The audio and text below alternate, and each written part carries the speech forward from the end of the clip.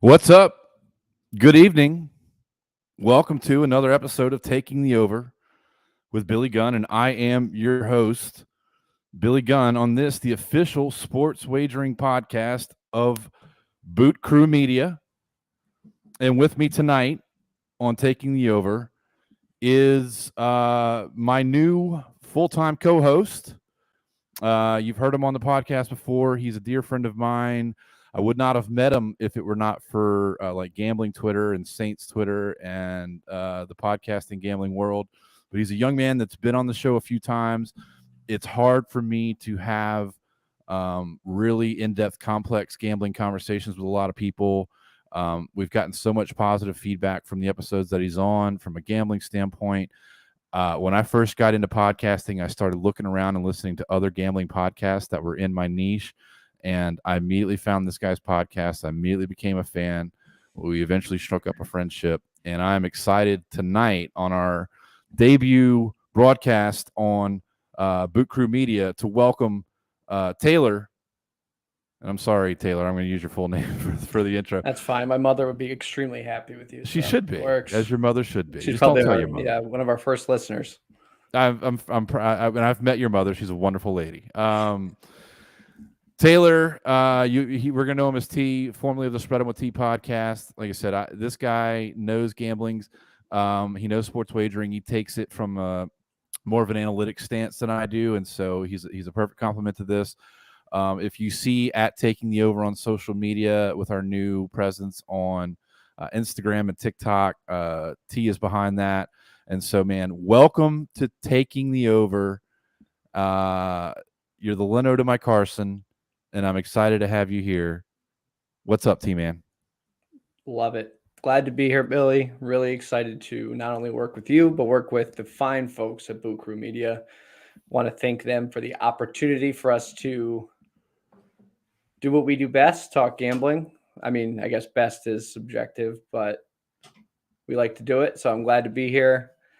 And I am really excited for this episode to talk amongst many things, but most importantly, looking at the biggest game of the year, the Super Bowl. Well, yeah, I mean, like tonight being that it's the Super Bowl week, right? I mean, this is the biggest one. This is the granddaddy of them all. I mean, there's all kinds of statistics getting thrown around. We're in the frenzy.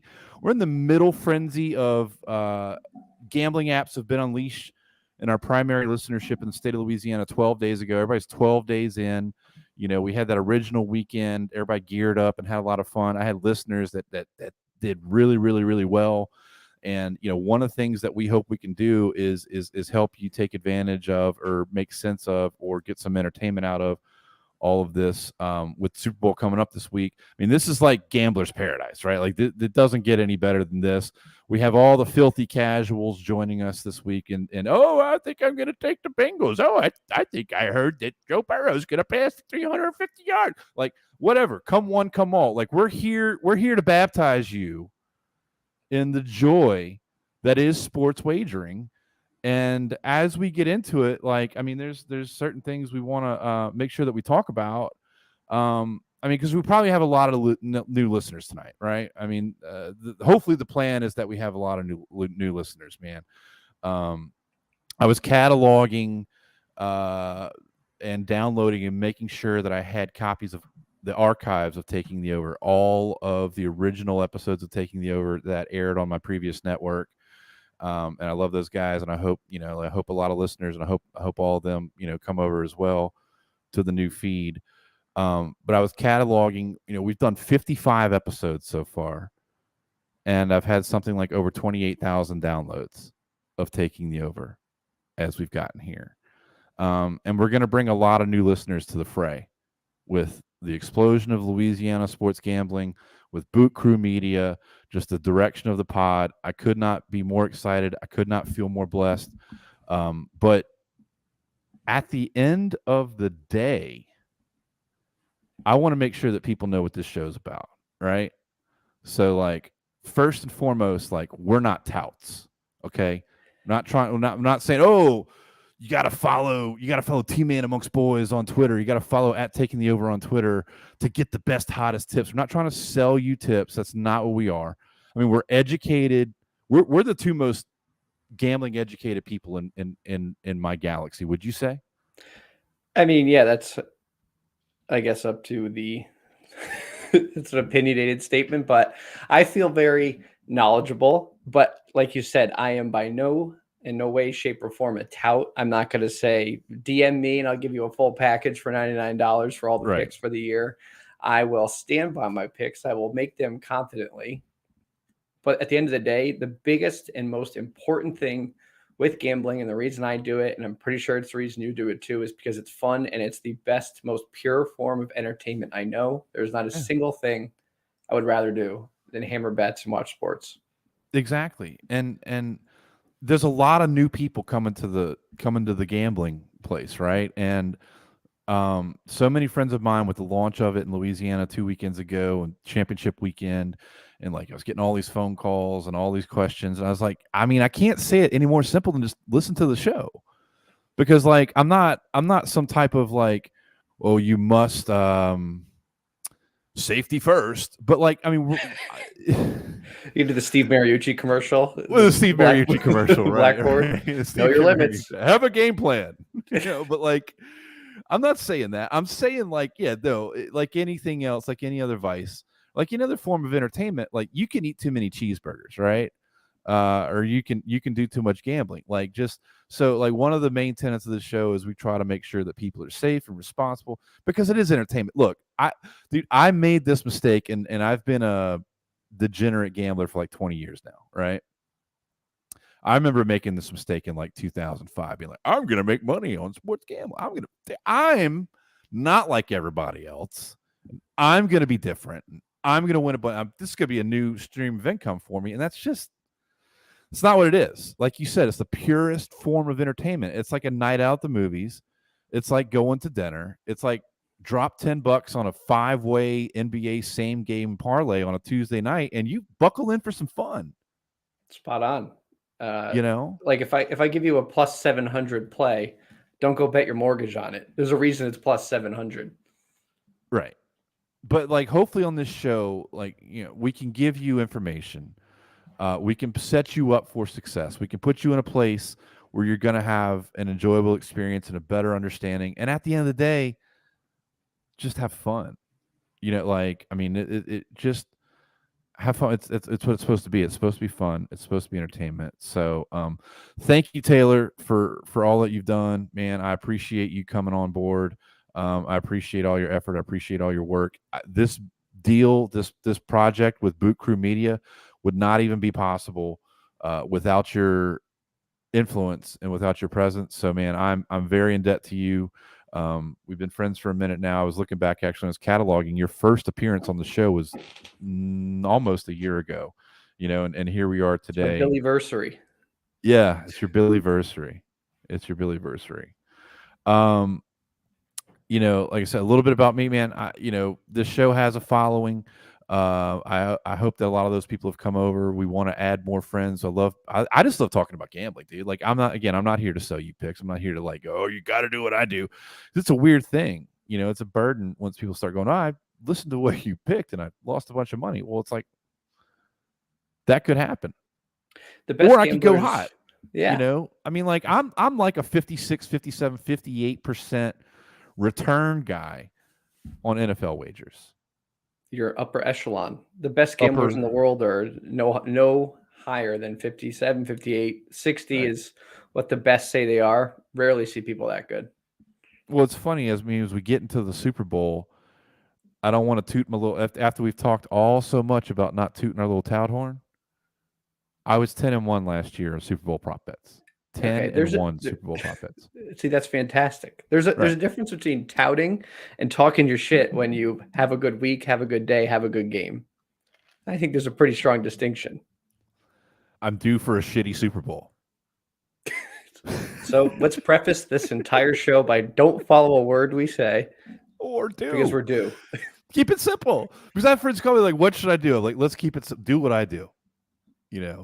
Because with these apps, with everything else, there's sucker bets out there. At the end of the day, I mean, I did a project this past year where I had my cat picking games against the spread.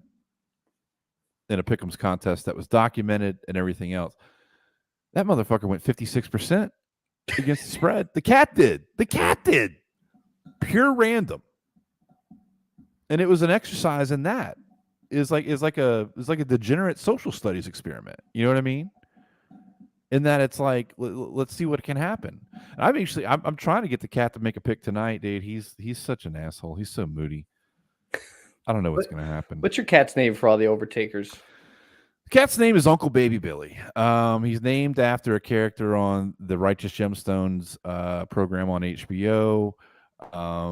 He's a Mississippi long-tail ragamuffin, long-haired cat. I often get him groomed into a lion's cut. He's got a hell of a personality, but like all cats, he's an extreme asshole. So getting him to pick those games was not easy this past year. I'm hoping that I can coax him out tonight. I've got a little catnip for him. See if that does anything. How did you lure him out, and what enticed him to make these picks? He like any animal in the animal training game. It's a reward thing. So like he has a fondness for hair ties. I used to have long hair. I had a luxurious Mississippi mudflat mullet going on there for a while, and I cut it all off. But I had a lot of hair ties on it. And it turns out like hair tie is like his preferred toy of choice. So I would put a hair tie on each option equal distance from him, and he'd make a pick and he'd choose a hair tie over the other. And like I said, 56%. We're going to do it tonight without hair ties. I've got some catnip. We'll see if that works. Perfect. All right. Dude, it's Super Bowl, right? So this is the granddaddy of them all from a gambling standpoint. It's like New Year's Eve for drinkers. Super Bowl is the big party for gamblers, and like I said, the filthy casuals. You ready to talk about the Super Bowl? Yeah, I mean, same thing with New Year's Eve. It's kind of an overhyped type event. I think the Super Bowl is similar to that. Maybe I'm just bitter because like our team didn't make the playoffs and I've kind of lost interest, but still done my research. I've still looked at the data.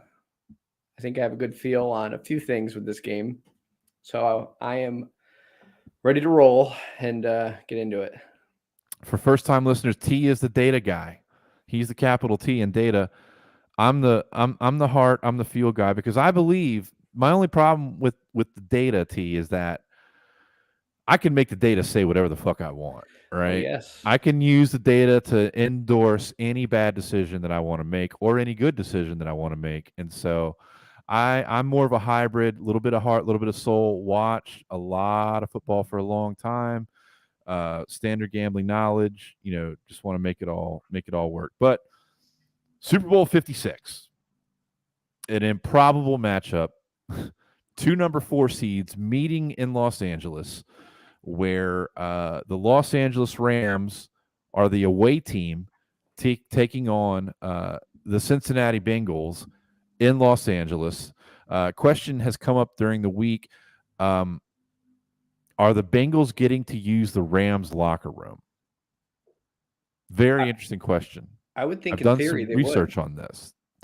The LA stadium, this new extravagant stadium that they built, is unique in that it's shared by both the Chargers and the Rams, and both teams have a traditional home team locker room in that majestic facility. So what's actually happening for the Super Bowl, while the Bengals are technically the home team, had first choice on uniforms and everything that comes along with that, the Rams are actually going to remain in their locker room, their traditional locker room, which is interesting for them. And the Bengals are going to use the locker room of the Los Angeles Chargers.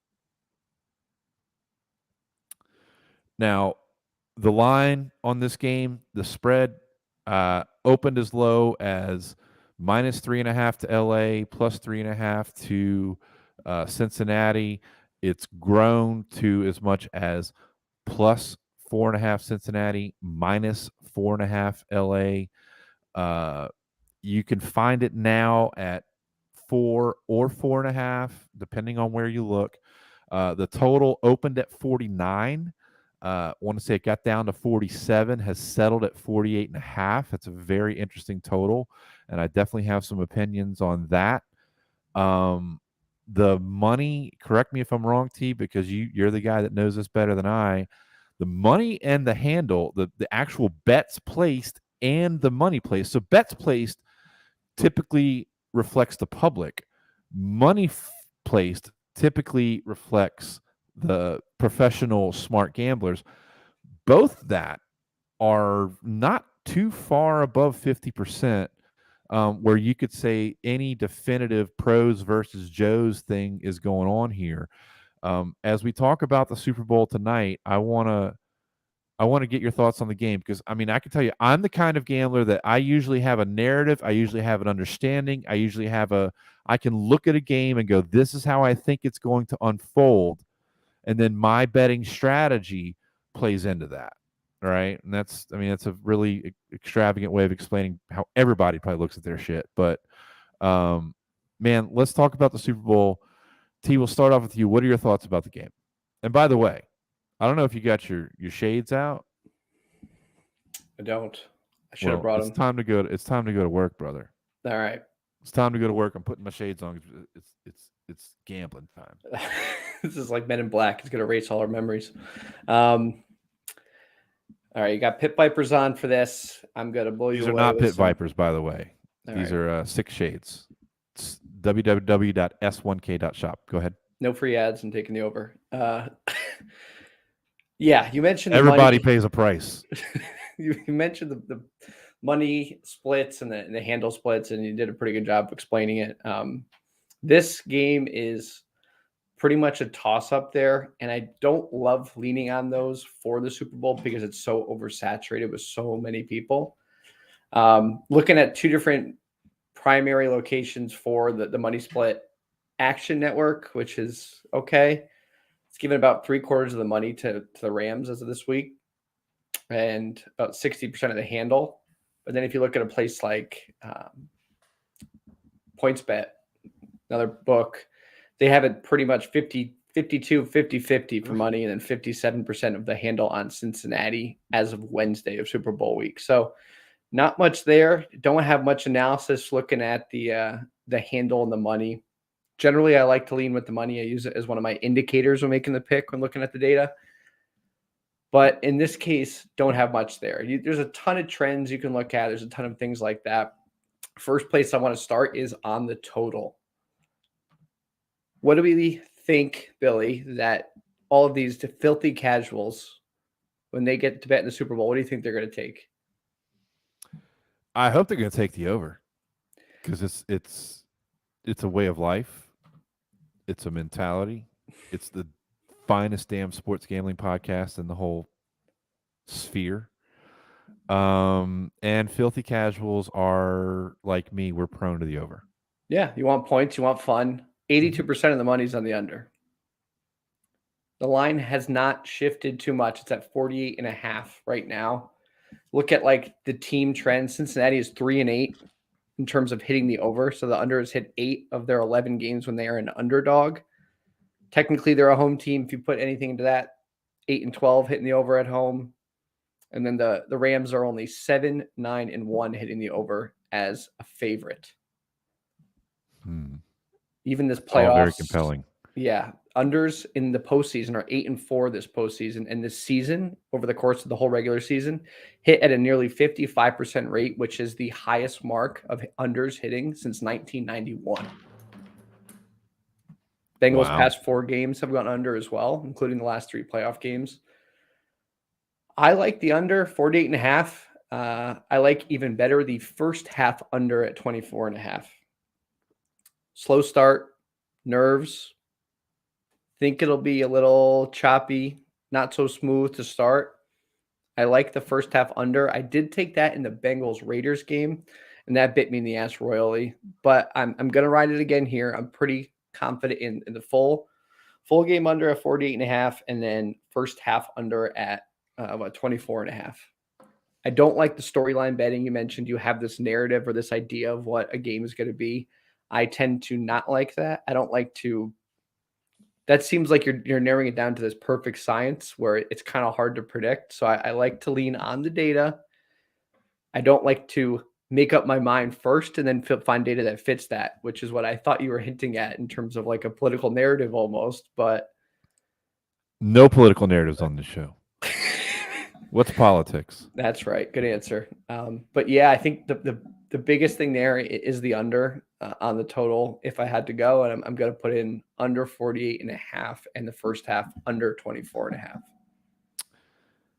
I love when you and I disagree and take opposite sides of the same wager. I'm taking the over here. I look at what I think the final score of this game is going to be is something like 27-24. And 27-24 is a total of 51, right? I mean, I think one team or another is going to win this game by a field goal. And I think we're going to see 3 touchdowns each. And it's just easy. I mean, both offenses are very capable. Both offenses have weapons at wide receiver. When you're talking about totals, you always want to take defense into account. And as I think you and I have talked about before on the show, the Rams have a big name defense, but when the rubber meets the road, they're not necessarily always on top of it, versus the Bengals, whose defense is like you said, the Bengals have hit all these unders. They didn't do that by themselves. Their defense was holding other teams to remarkably low totals, and that's why the Bengals have hit all these. So it's. I mean, look, am I flying in the face of the data with my over on the Super Bowl? Yes, but you will not catch me taking a total under in the Super Bowl on any occasion. I don't care. I'll just go down with the ship, because the fact of the matter is, it's funny when we talk about the Super Bowl. I remember I was lying in bed last weekend right after I woke up, going, man, I wonder if I don't think I've put enough wagers into the Super Bowl. And then I went and I did an inventory of all the wagers that I had at the Super Bowl at that time. I had 19 wagers on the Super Bowl. Oh, that's not enough. I want action on I want to be sweating out every play. You have action on every play. You can do flash bets and like those live props. Oh, fuck all that. Next I got play YouTube pass, TV. next It's play too far rush. behind. You did hit on a really good point with why the Bengals are hitting unders recently. They're 14th in takeaways, and all of them have been at crucial or like very timely turnovers. Very reminiscent of that 2009 Saints team with he who shall not be named playing safety. Not quite a direct comparison, but the similar kind of. Don't have a really awesome defense. It's not stout. They don't have the names like the Rams do. The Rams are more or less a super team, which historically has failed. The Bengals have that timely, big interception, big fumble, big sack. And they have Eli Apple too, which pretty much erases everything I just said. Mm-hmm. But I have a prop for you that you can call a troll prop. We're going to get to your troll prop. Don't even bring your troll prop up right now. We got a whole. We're going to get to that later. We'll got your troll prop. There's a troll prop. This sumbitch over here. The Bengals have been outgained in every playoff game so far by a total of about 100 yards too. So their defense, they're not doing anything statistically impressive to make them win, but they are winning games, and that's something I can't put data behind, unfortunately. It's turnovers. They're opportunistic. That's all you need sometimes, and that usually Sean Payton has said it too, and he said it before this season, is that the team that gets hot at the right time is more inclined to make that run to the Super Bowl. Both teams are 4 seeds, so that you could say that they both went on a run. But I feel like the Bengals are, I'm not going to say a team of destiny, but they're getting hot at the right time. Everything's working in their favor. Every ball is bouncing their way. And I think that's something that you can't put a number behind, but it's not something to be discounted either. I agree with you. And like I said, we're going to agree to disagree on unders and overs. I mean, I'm taking the over, you're taking the under. I mean, I almost wanted to have an intervention with you this last week when you took an under on the fucking Pro Bowl. That disturbed me. But we're not going to. Now's not the time to talk about that. We'll talk about that some other time. We could do a Maybe in the public off. We have shaming if plenty you of time want. in the off season to talk about you taking an under on the Pro Bowl. Okay. That historically it's hit I 6 of the know. I don't last want to see 9. that. You and your fucking data. Because there's what else am I going to look at for the Pro Bowl? They're playing two-hand fucking touch. They have to get rid of the Pro Bowl. Yes, it's be stupid. abolished. I thought they already had. Like I thought they were playing Madden or something now. Like Yeah, I made they it did through for 30 COVID. seconds of the Pro Bowl, and I went, "This is offensive to me." COVID silver lining is they canceled the Pro Bowl for a year. I went and watched NASCAR and golf instead of the Pro Bowl. Like About I the was same like, amount of contact in both of those sports as the get Pro this Bowl. off of my screen. No, but you bring me to like the next stage of what I call. I mean, like because right now we're talking about totals, we're talking about spreads, we're talking about money lines. These are traditional, old school. This used to be like this is the origin of football betting. Is you bet on the total, you bet on the spread, you bet on the money line. I like to call these missionary style bets. These are just like missionary style bets, right? Good old fashioned meat and potatoes, a little bit of salt, a little bit of pepper, no Tonys, just missionary style. Like, and you started to talk about this Bengals team feels like a team of destiny. Dude, I was watching it's like I think it was like an NFL Films type thing. They had mic'd up Joe Burrow and Jamar Chase on the podium or on the field accepting their AFC Championship trophy. I think they constructed a little podium for that. And dude, their dialogue, you could catch it was like a mic'd up segment. And you're watching two young guys that played college football together, won a national championship in college football. One of them won the Heisman. The other one was such a talented wide receiver that he knew he could sit out a year and then still, be like the top wide receiver. And nobody took the time to tell these guys that they can't do this. You know what I mean? There's a naivete. There's a brashness that comes with youth. I've studied young entrepreneurs versus old entrepreneurs. Young entrepreneurs are more quick to pull the trigger. They don't like nobody told Joe Burrow and Jamar Chase that they're out of their fucking orbit where they are right now. But and that I'm with you. Like I think they are a team of destiny when it comes to, the spread on this game. And 4.5 feels generous to me, right? I mean, in my heart of hearts, I believe that one of two outcomes is going to happen in this game. I believe somebody's going to win something close to 27-24, be it the Rams, be it the Bengals.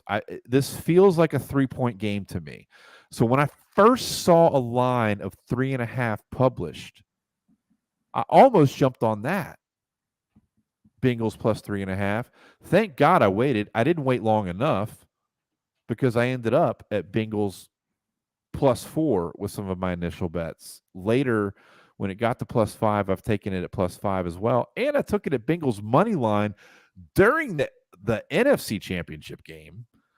And then the actual money, when it looked like when I thought like it looked like early in the game the Rams were going to win, that line actually got worse when I took a money line during the NFC Championship game when the Rams did win. I mean, I've got a money line of the Rams at plus 130. I'm sorry, the Bengals money line plus 130 to win the Super Bowl. I've got Bengals plus 4.5 at minus 110. I've got Bengals plus 4 at minus 110, and I've got Bengals plus 4 at minus 114 as well, and then another Bengals plus 4.5 at minus 110. Do you see a pattern here? Yeah, I do. And it's all very representative of a trend historically as well with the Super Bowl. And that is that 85% of the time, the winner of the game has covered. So that doesn't sound like much. But if you think the Bengals can cover 4, 4.5, 3.5, whatever the spread is, then you're gonna want to take a money line too. There really isn't there's of course a benefit to taking the points, but they're historically speaking with the trends. If you trust the Bengals to cover, you trust the Bengals to win. So you might as well double down on them. Take them 4.5, take a money line, probably get some pretty decent odds. So I get what you're saying. The Bengals have covered in 7 straight games, so they're not just winning these games, but when their favorites are covering, of course they're covering as dogs and they win outright. So I think you're onto something with your Bengals heavy bets, but Super Bowl favorites in the last 55 years are 35-20 straight up. But since 2002, so recently in the last 20 years, the underdog has gone 12-7 against the spread, and underdogs of 4 or more points since 2010. So the last 12 years, there's been 4 underdogs who've gotten 4 or more points. They're all 3-0 straight up and against the spread. Makes sense. Makes sense. So there is a lot of historical data here to favor the Bengals, almost none to favor the Rams. I like the 4 or the 4.5 a lot because it's, I'm a sucker for the teaser. And so when you give it that, if you decide to tease at 6, which I have a couple different ways, it takes it to that 10.5. Touchdown, an extra point kick, a field goal, and a hook. That's you know what I mean? Like that feels strong to me. Do you see this as a blowout at any stretch of the imagination? No, I don't. I hope not. I mean, the only way that feels like that could happen is if the Rams defense just wreaks havoc on Joe Burrow. But as you saw in the Tennessee game, he got sacked 9 times and still won that game. Like against the top seed in the AFC. There is a sense of like grit to the team, and there's like a sense of culture. And even looking at it at a local level, like look at the Pelicans for basketball, not to go too cross sport. Just traded 2 of their big Hart guys, pun intended, Josh Hart and Nickeil Alexander-Walker, who have been there for a bit. He got drafted there. Willie Green, their coach, talks about this sense of culture and really this family attitude. You get that sense with the Bengals too. It's a lot of young guys. You have guys who played college together, all peaking and growing up at the same time. With the Rams, it feels more forced construction where you have that super team attitude. You have Von Miller, you have OBJ, you have guys who are coming in the middle of the season. You have Eric Weddle, who's missed the entire season and is playing 3 more games before he retires. So there isn't that sense of cohesiveness like you have in the Bengals. There isn't that sense of family. Can't quantify that into a metric or a trend, but I think there's something there that really helps build the case for taking Cincinnati. Well, yeah, I mean, again, this kind of bet, and look, around these parts, I mean, down here in Louisiana, where LSU, everybody loves Joe Burrow, everybody loves Jamar Chase. Like, it's like Bengals. I've got a buddy of mine I've known for 20-something years. He's been a Bengals fan in Louisiana forever. And his wife posted something on Facebook today where, like, she went to the local supermarket and they just had Bengals cakes out it's on display for people to purchase. She's like, what kind of bizarro world do I live in where I can just walk into the local supermarket and buy a Bengals cake for my husband, who is a legit Bengals fan for the last 20 years. This dude, I mean, it was like, I was a roommate of his in college, and we had the Sunday ticket in college, and we did like a 2 TV deal, and it's like we were watching the fucking Bengals, dude. You know what I mean? Back in 1998. Oh, they're putting up billboards outside the Superdome over on Poitras above the highway. For Jamar Chase. I saw it the other night. I had Chase and Burrow, yeah. So that was a piece that made me kind of nervous and worried about taking the Bengals in this game. Was that it feels like America's team for this week anyway. Yeah. Where a lot of people, but a lot of people are going to want to take the Bengals for the pure Joe Burrow fun young kid factor. And I thought that would push the line aggressively. It really hasn't, which makes me nervous that enough sharps, enough big money bettors are on the Rams to keep it where it is. Or it could be another Vegas mind trick, which they've been known to play. I don't often look forward to the outcome of a game like I'm looking forward to the outcome of Super Bowl 56 to either be proved right or wrong. because I'm on record as believing there's some kind of weird bias based on market size.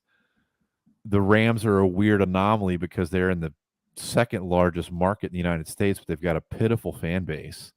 Did you see their their pep rally the Yeah, I other saw the night? pep rally, versus Cincinnati, which is one of the smaller markets of the NFL, but you have this. I mean, like I said, he's captured the Gulf South.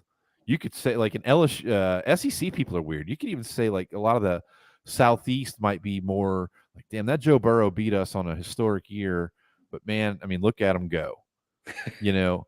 But like, I mean, there's like you said, there's depending on where you go, there's handle for the Rams. There's some public on the Rams. I mean, it's just there's people out there betting on the Rams. I don't know where I live. I don't see many of them because I live in South Louisiana, right? I don't think I've ever seen a Rams fan in my life. I've seen They them may not when the exist. Rams came to New Orleans. Yeah, exactly. The fun fact or fun stat too is the Bengals were 125-1 to win the Super Bowl before the year. Ay, ay, ay. That's the second team in the past 40 years to reach the Super Bowl at 100-1 odds or longer. That's unreal. Do you know who the other 4 teams this season with 100-1 odds to win the Super Bowl were? I'm going to say Detroit, 1, the Texans, 2, Jacksonville, and the Jets. You bing, bing, bing. You got all I'm 4. good. So the Bengals at the start of the year were considered in the class of the New York Jets and the Detroit Lions and are now in the Super Bowl. There you go. This is where you need like that Back to the Future Biff Time Machine Sports Almanac Well, to it's go like, back and take the Bengals 125-1. is it such a bad idea when you invest a first-round draft pick in a generational quarterback to go, hey, you know what? Next year, let's go get the guy he fucking set the records with in college. You know what I mean? Seems like a no-brainer now. It's crazy. Just drafting all these receivers. Oh, and there's T. Higgins, and there's Taj, who, like if you pointed out before, he'd be the number 1 receiver on the Saints. I mean, it's just I'm a little on the tight end, and then as we get into these prop bets, because it sounds like you and I are both on the same side. I mean, spread Bengals, right? Yeah, I'm so the side. Looking at some things too with that. If you look at like expert picks, you look at like Action Networks, experts, covers.com, CBS Sports. Almost all of them are on Bengals +4. Action Network actually has the projected spread at 2.5, which Right. Field goal game. Get value here. Yeah. Field goal game. I ran some numbers on it. I have the score projected as 24.5 to 24 Rams. So there's enough value there to take not only the Bengals with the points, but also the Bengals money line. So that's why on a side, I'm going Bengals +4 or whatever spread I can get day of. This is one of those closing line value. Do you have anything? Do you have anything already on the spread with the Bengals? So I took the under in the Bengals 2 weeks ago, and then I cashed out, took them again, and then cashed out again. Get the fuck out. I flip-flopped like I didn't realize nobody's you did that. business. I love you. That's great. I'm not indecisive, so I don't want to be accused of that. I just I needed to do more analysis. So I need to get back in the lab just one more time before I can make the pick. But I'm going to coat on one more time. Hand on my heart. Glasses on. No fingers crossed. No toes crossed. I'm going Bengals +4, Bengals +4.5, Bengals plus anything over a field goal with the spread, and I'm taking the Bengals money line with maybe 3/4 of a unit. It's still out there at 4.5. Now, as we transition away from, like I said, the missionary position bets, and we get into the fun of parlays and same game parlays and props and the influence of props and the proliferation of props in the Super Bowl, to our Louisiana folks, I want to point out, like I said, we're 12 days into this. Okay, we now have. I think we just launched our 6th app. Is Zach Ewing from bet.nola.com said on Twitter today that WinBet is coming online tomorrow. Like, the right approach to take, like, you can make money if you have only downloaded like no more than 3 apps this week, which I'm some people have downloaded 5 already. I'm one of those people. If you've only downloaded 1 or 2 or 3 gambling apps, like, you could still just go out and get that money from those others, make whatever minimal commitment that you want. And if you don't even want to gamble, if you want to just straight make money, bet sides differently and cash out at a 50% rate minus the VIG. If you want to have a little fun and bet more money with house money, go out and get the apps. Like, the last thing I want to say about the gambling app proliferation in Louisiana and what's upon us now is that I believe you should have at least 3. I believe you should have at least 3 in order to shop lines.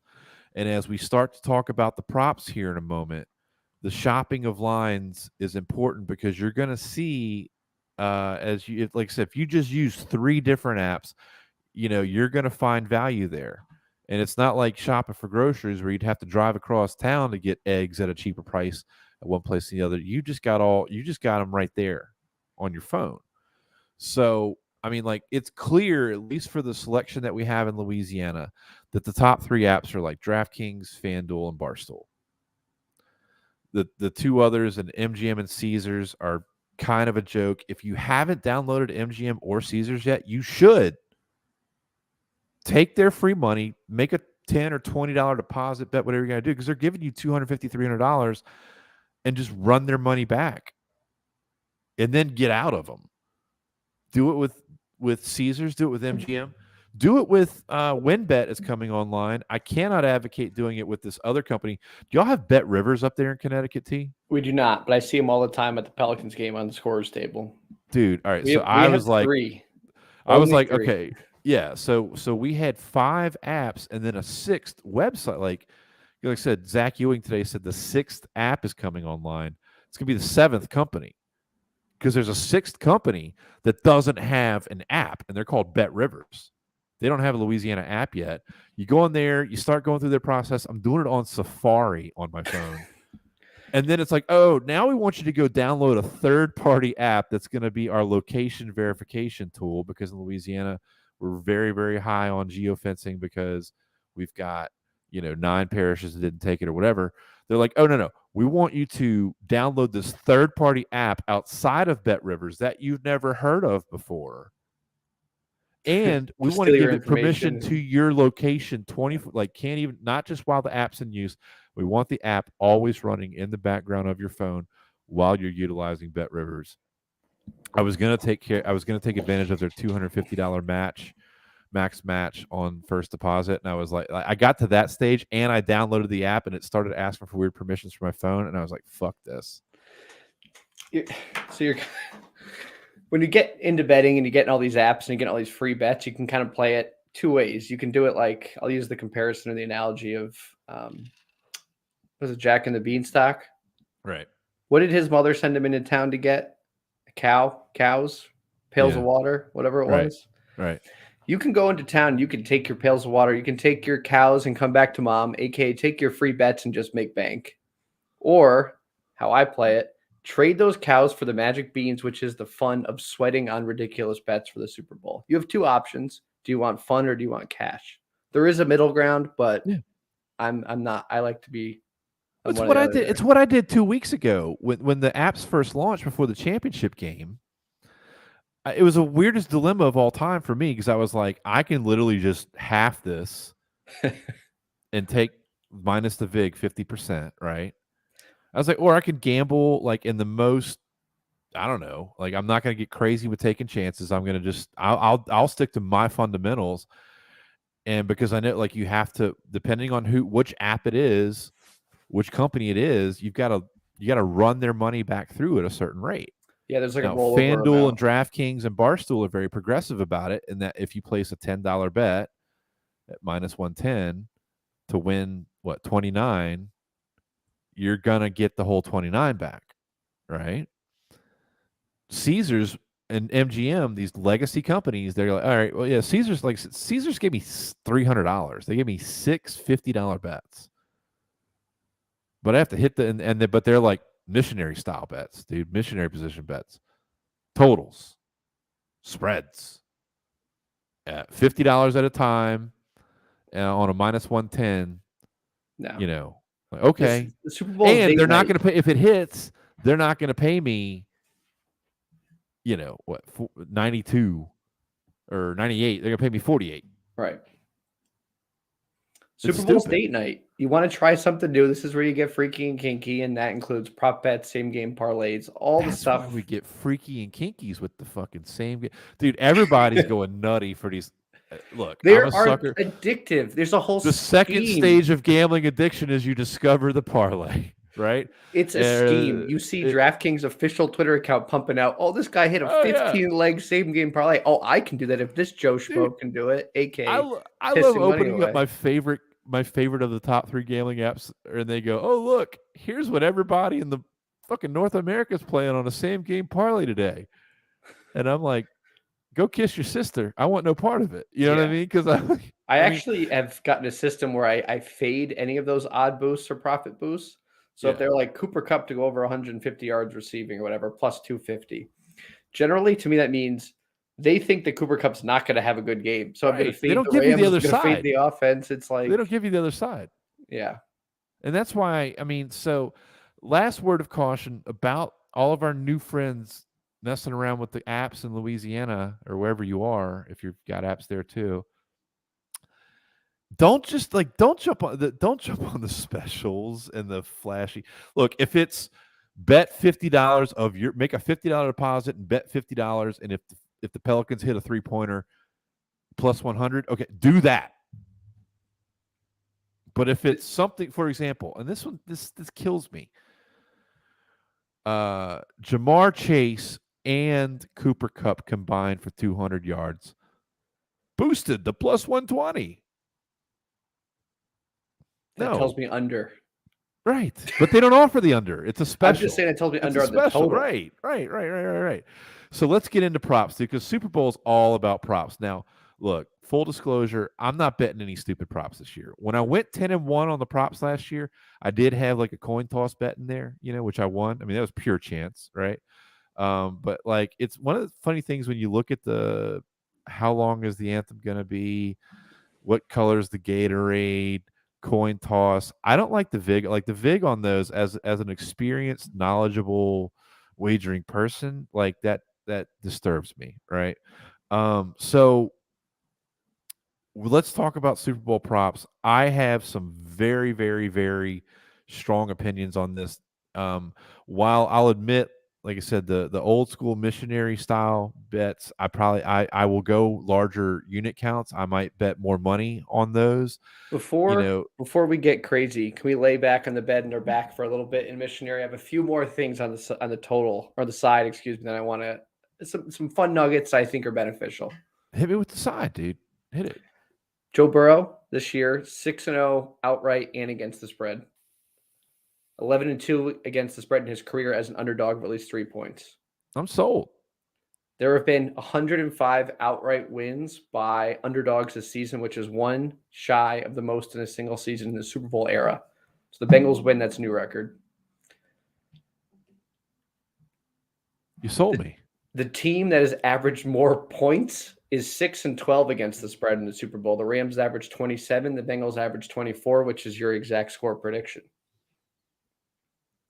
And the Rams failed to cover in the NFC Championship game. The teams that fail to cover in the championship game are 3-8-1 against the spread in the Super Bowl and 3-9 outright. Bengals, of course, covered in 1. All signs point Cincinnati. Yeah. We're doing Cincinnati. Cincinnati's happening. Now, as we get into the props, and like I said, you and I could talk about this shit all night. That's the listeners that's never been said before, by the way. Cincinnati's happening.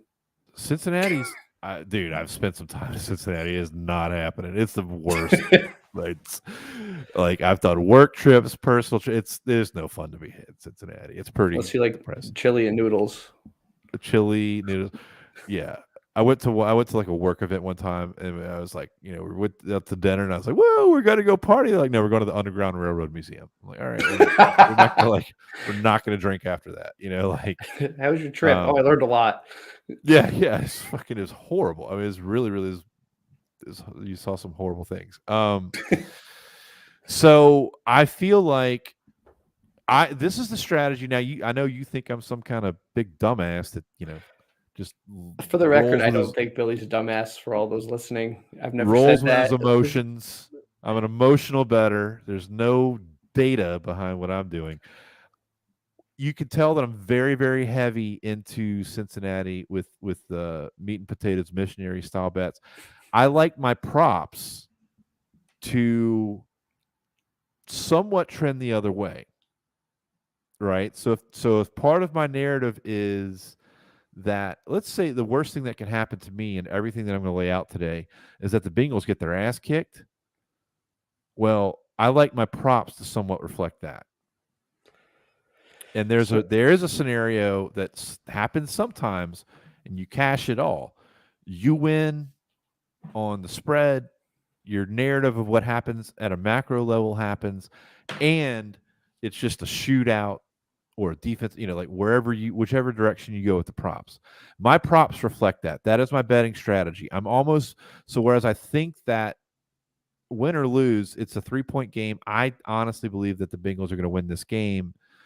I am almost betting more into Rams offense than I am Bengals offense with the player props. And it's real easy for me. Again, South Louisiana, we can get emotional about Bengals, everything. Let's go nuts on Joe Burrow. Let's go nuts on Chase. The numbers don't necessarily reflect that that's a good idea. Versus some, going the other way, there's some more predictable things that can happen with the Rams. And so that's the direction that I went. And I'll start off like this. Cooper Kupp always seems to get it. Always seems to catch his number. Always seems to save the day. So I really, really appreciate and enjoy the anytime touchdown opportunities that are available on most of your popular gaming apps. And a very interesting thing happened with Cooper Kupp. Anytime touchdown scoring, as soon as this became public, it opened in kind of a traditional place, probably somewhere around 130, 140, and within minutes, it was like watching the stock market, watching a stock just fly. And you started seeing crazy numbers. I saw it get as difficult as Cooper Kupp anytime touchdown scorer minus 210. I waited for the market to level out a little bit. I shopped a few different sites. I ended up finding Cooper Kupp anytime touchdown scorer consistently around about minus 165, minus 167. I think I got it at minus 167 on Barstool. I think I got it at minus 165 on DraftKings at the same time that it was like minus 190 or minus 200 on FanDuel, right? And so I went ahead, felt like I'd done my due diligence, just like we talked about earlier, shop multiple apps, like get the best odds. There's a big difference between winning and losing when you accidentally grab some shit at Cooper Kupp anytime touchdown scorer at minus 200 versus minus 165 or 167. And then to take it a step further, T, and this is where I start to get worried. This is where my antenna go up. DraftKings did some, market exclusive. So like Louisiana market exclusive, you better catch this shit in the next 4 hours, put $50 of real money, a maximum of $50 real money. We're boosting Cooper Kupp anytime touchdown scorer to plus 100. And I threw 50 at that after I'd laid out 4 different variations of Cooper Kupp anytime touchdown scorer props. How fucking crazy am I? Minus 167. That's what you settled on? I got it 165 and 167 and plus 100. So let me clarify that for anyone, for the newer gamblers too, and that it would cost you $167 to make $100 on that bet. That's correct. You're a prop snob. You don't like them. So I am a prop snob indeed. I don't like to do anything worse than minus 125 for a prop because props to me are supposed to be fun. I think there is a profit margin in a lot of them, but I like to play them, especially for the Super Bowl for fun. I have a mix of novelty with actual game props, but minus 167 is like, that's not even missionary anymore. You are on a mission. You are knocking on doors, selling Bibles at that point. That is pretty soft odds. I don't think it's worth it for me. And I think he probably will score because, of course, it's Cooper Kupp. He scores. But to lay that much for that little value on a fairly specific result, I don't see the value. I respect you for picking it. I respect your opinion, but I wouldn't take it. But it's a grinder bet. I mean, it's like, because you're going to see this last year when I had my success, 10-1. I took a lot of minus 130, minus 125 props. I'm not going to apologize for that. I think that like things are certain in this game. Death, taxes, Pepsi, great halftime show, and Cooper Kupp's going to score a fucking touchdown. We're going to be. I don't see a scenario where funeral. he does. And hey man, if he doesn't score a touchdown, what are the chances that the Bengals lose? Because all my juice, all my money, all my capital is on Bengals outcomes. But to me, the like if we're drawing a Venn diagram about this shit, Cooper Kupp can exist scoring an anytime touchdown in a lot of these. We're going to be recording, taking the over in 2070. I'm going to be on my deathbed, and we're going to still hear about Billy Gunn's 10-1 Super Bowl 54 prop special. It was last year. It's the only one I got. 55. I'm busting on you. I like the idea that it's fading your traditional missionary bets, as you call them, in that, in theory, if Cooper Kupp doesn't score, the Bengals are probably going to win.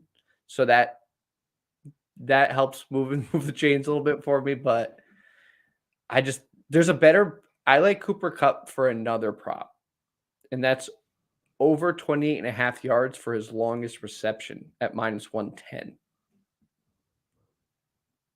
Because he can get it on a downfield throw. He can get it on a short throw and yak yards after catch. I like the value on that one. I would think that'd be closer to plus 10, plus 125. It's minus 110, which makes me feel pretty confident in it. Kupp longest reception? Over 28.5 yards. I've got the same bet. In fact, I put 5 units on that.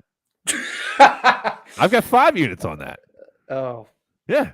Cooper Kupp, the mortgage special. 28.5. Yeah, 28.5 yards. Oh, dude, I love those plays. You know what else I've got? This is one of my favorites. Matthew Stafford, over 5.5 rushing yards. Minus 105. Oh, this will make you tingle. Minus 105.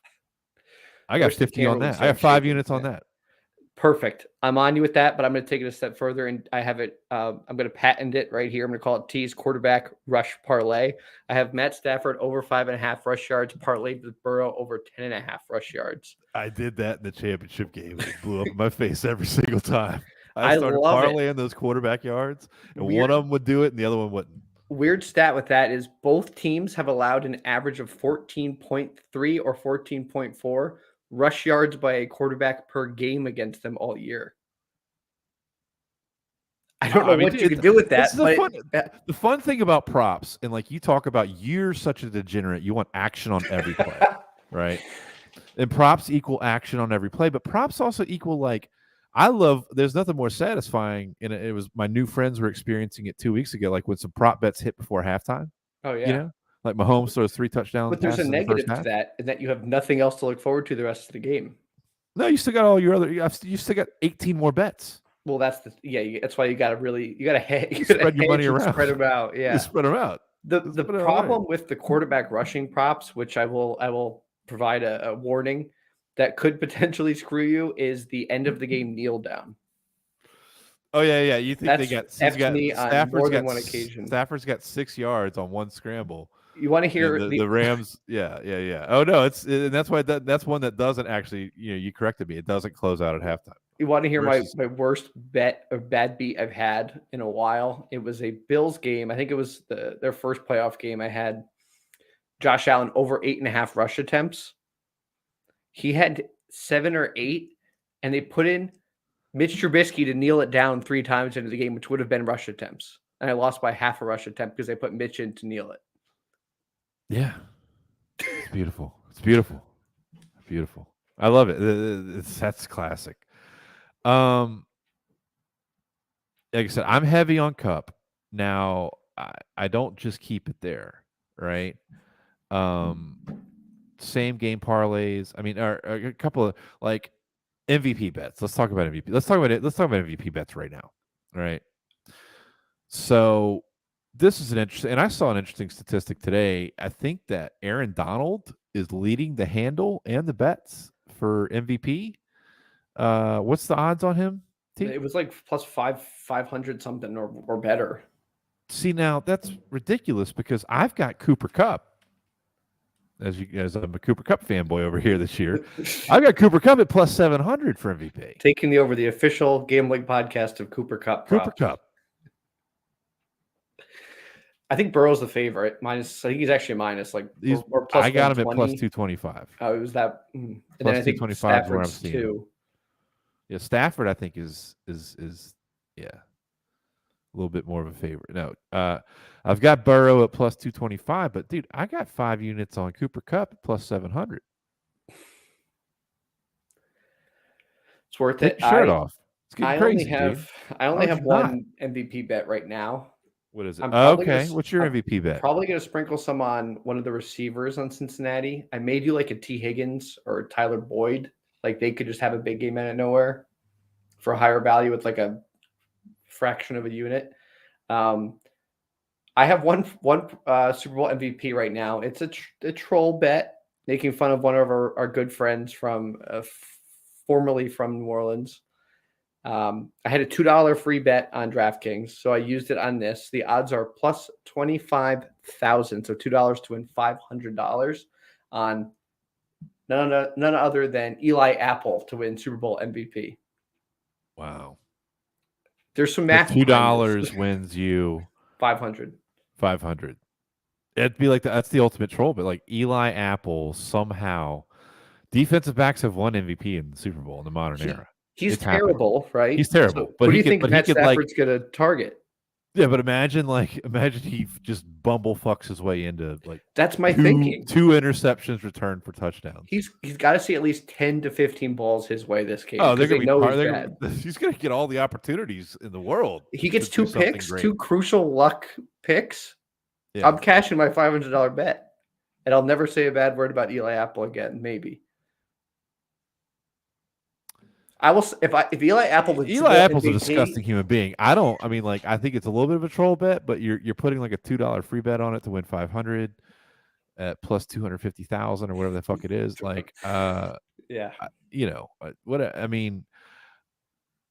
I'll say this. I think that he's gonna get taken advantage of, right? Because he does not appear to be like. I was listening to some national football podcasts back during the wild card round, and they're like, the Bengals secondary is great, but for Eli Apple, like, what is like, how did he wind up on a team?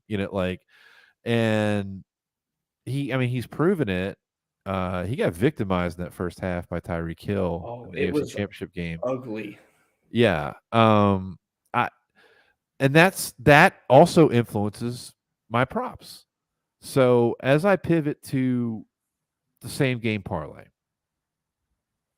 and this is the in vogue, this is the popular bet. You can find it on DraftKings, FanDuel, Barstool, even the legacy companies like Caesars and MGM take a stab at it. It's like if your fucking dog programmed an app to do this shit, like it wouldn't work well, Some of my same game props kind of lean into the Bengals having success. And so I'm looking at like as the history of this show, I've been a big fan of parlays, been a big fan of teasers. Admittedly, these same game player prop parlays are new to me, right? And so I've got a same game parlay that is really, it's like my tip of the week, my pick of the week. If I could put it all on anything, I would push it in on this. And it's a same game parlay. It's a 3-leg same game parlay. You can craft this bet on. I crafted on FanDuel. You could probably craft it on DraftKings as well, or maybe even Barstool. And like many, if you've listened to this show and you've been with us for a while, you know that a lot of times when I do parlays or teasers, I like to have a couple of like foundations. I like to have a couple of like main parts of it. And those are fundamental, and then you just kind of pivot off of that. It's like a pivot parlay or a pivot teaser where this third variable in it, all of these that I'm about to tell you are going to be 3 legs, but they're going to share the same 2 first legs. And there's a lot being thrown at it, and there's a lot of money to be made, or it could all blow up in your face. It's the name of the game. T, the foundation of this same game parlay that I'm doing, and I'm doing it at least 3 different ways. It's a 3-leg. The first 2 are going to be consistent no matter where I do it. Bengals second half team total over 10.5, meaning that the Cincinnati Bengals are going to score 11 or more points in the second half of this football game. That does not seem like a reach to me. And again, leaning into what I've already placed out, I'm thinking the Bengals are, they're getting 4.5 anyway. If they're in some kind of weird position where they're just grinding it out, and as we've watched Cincinnati, and this is the kind of thing that does not show up on a traditional box score stat sheet. There's no magic or mysticism to the fact that the Bengals are a second half team. So when they're making their hay in the second half. The fact they're going to score more than a touchdown and a field goal in the second half, that's not a big reach for me. And so that's a core foundational slab of this 3-way same game parlay that I'm going to evangelize on. Bengals 10.5 over second half. The second part of this is taking the Bengals to plus 7.5, an alternate spread, clearing touchdown, clearing 6, clearing 7, and a hook. As you and I have clearly talked about earlier, I don't see a scenario where they lose by more than a touchdown. It's just not going to happen. No, I'm with you. I have a similar play based on kind of the same logic. And if I do, if you do, like the thing with this, if you do, you lose 3 units. So I'm doing 1 unit 3 ways. Yeah, right? It's pretty reliant. Do you follow on me that so far? So foundation. like it's a 3-leg parlay, and I want you to do it a few different times. And I want the first 2 to always be Bengals team total over 10.5 in the second half. I want 7.5 alternate spread. Bengals getting 7.5 points. Now, here's where this gets fun. The third leg of it. Let's say you just add Odell Beckham Jr., another LSU guy that often gets overlooked in this game. OBJ, anytime touchdown, added to those other 2 foundational pivot points that I just stressed for the last minute and a half, plus 504.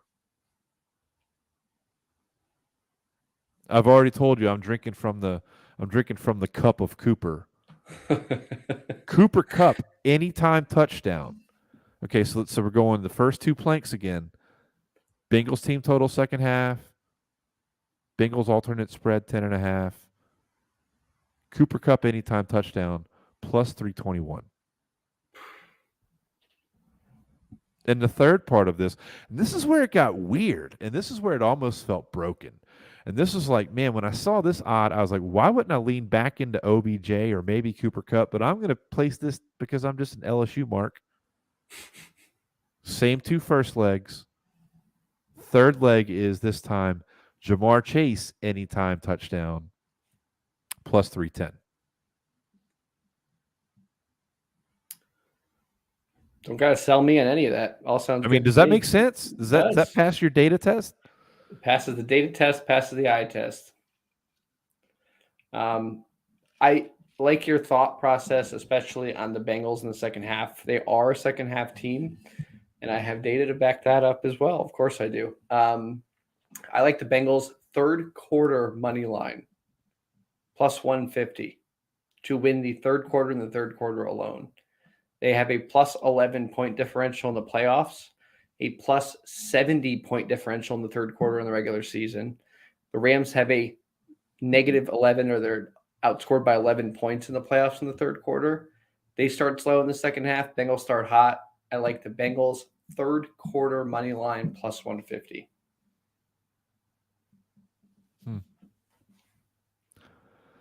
Start throwing your props at me, man.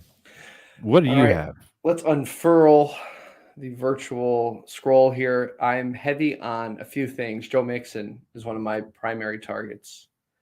I like Anytime touchdown, it's minus 115. Rams have allowed 3 rushing touchdowns in 3 games this postseason. I think he gets one. He's playing well. I like Joe Mixon longest reception over 12.5 yards at minus 120 in a screenplay that busts. Joe Mixon over 16.5 rush attempts minus 105. He's gotten that, I think, in every playoff game so far. And Joe Mixon over 25.5 reception yards at minus 105. He's gotten that in each game this playoffs, and the Rams just gave up 50 in the air to the Niners running back Elijah Mitchell last game. All signs point to Joe Mixon having a pretty spectacular game. I'm hoping so.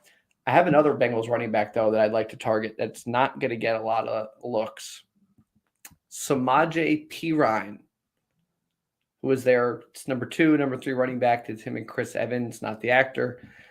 Samaje Perine over 1.5 receptions plus 100. He had 4 targets last game, 2 against Tennessee, and the Rams gave up 3 catches to Elijah Mitchell and 9 catches to Leonard Fournette against the Bucs the week before.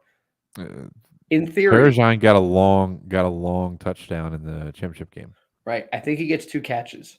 And think about this. When you look at pure matchup of like offensive defensive line, Bengals offensive line is 31st ranked in the league in adjusted sack rate, while the Rams pass rush is number 1 at 53%. Meaning they get pressure, get to the quarterback 53% of the time. If Joe Burrow's under pressure, who's he going to throw to? Running backs. Bingo. All right. And he is going to be under pressure. Yeah. No, like there's like Mixon is going to get some action. I like some of the maybe taking unders on, like, I mean, I don't know. The Mixon over under attempts I saw was like somewhere around 16.5. Yeah. And I feel like Akers was the same. I'm taking an under on Akers total yardage at 79.5.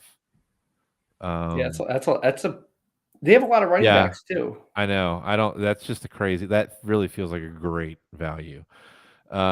Stafford, I teased him up to 329.5, so under 330 passing yards, and paired it with like an Akers under there. And then I also put a Beckham over 49.5 receiving yards, kind of teased that down and took it up.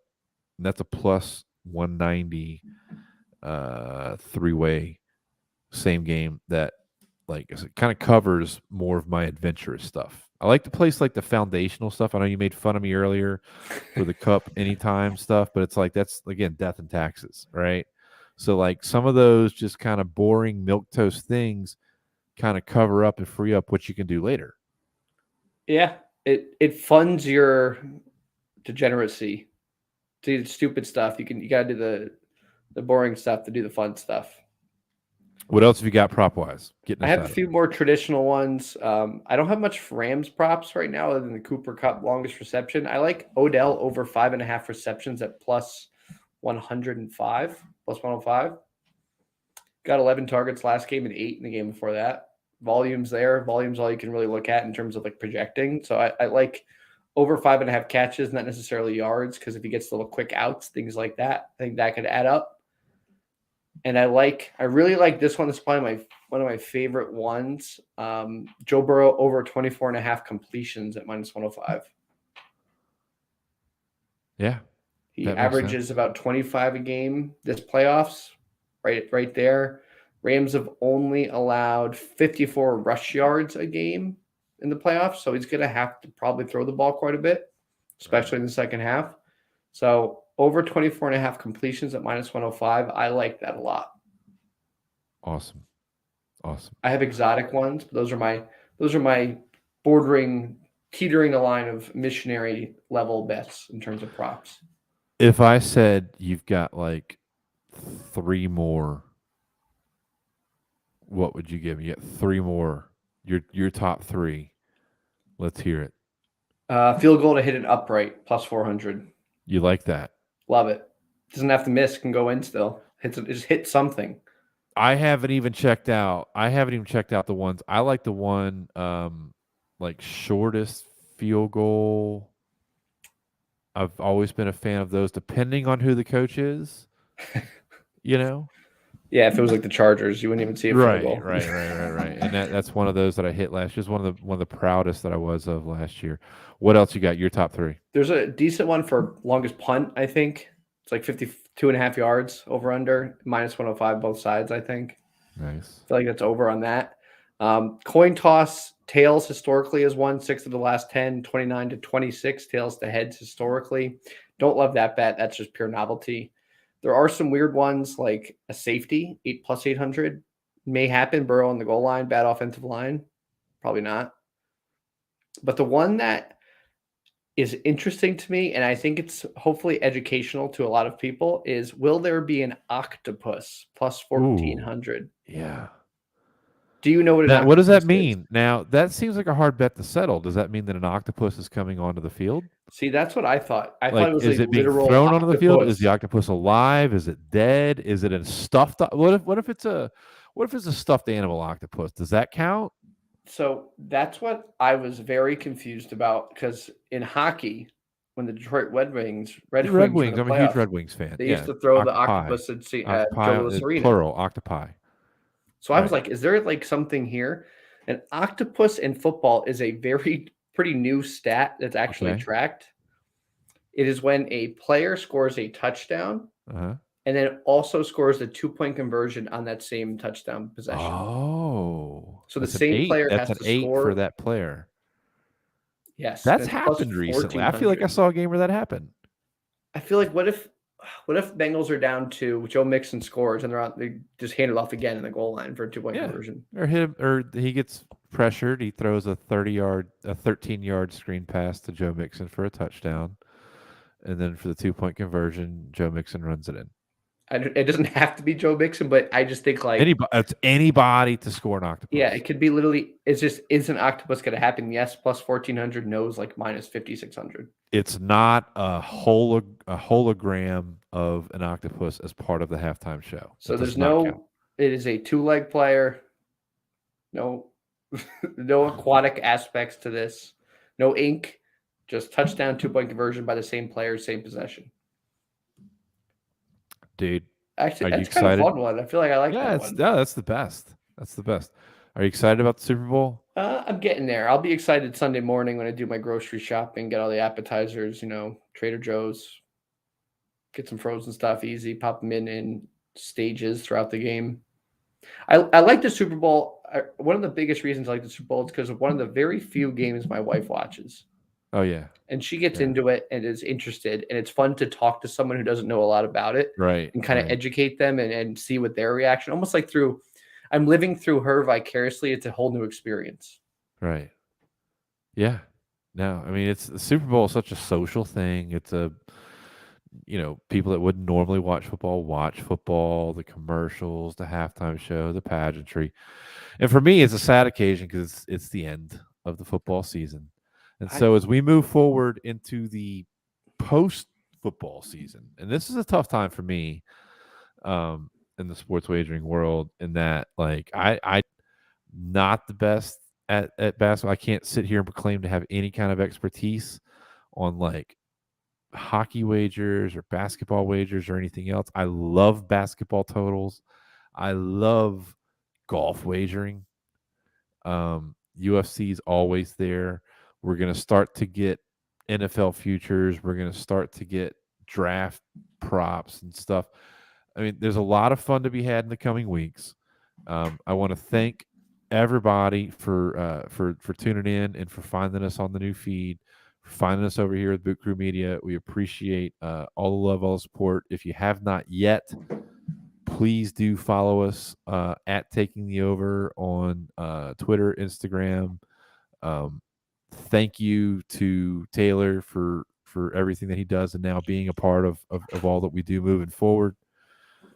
Man, we have a tradition, and that's where we say good evening and good night to all of the beautiful people that are watching or listening all across the world.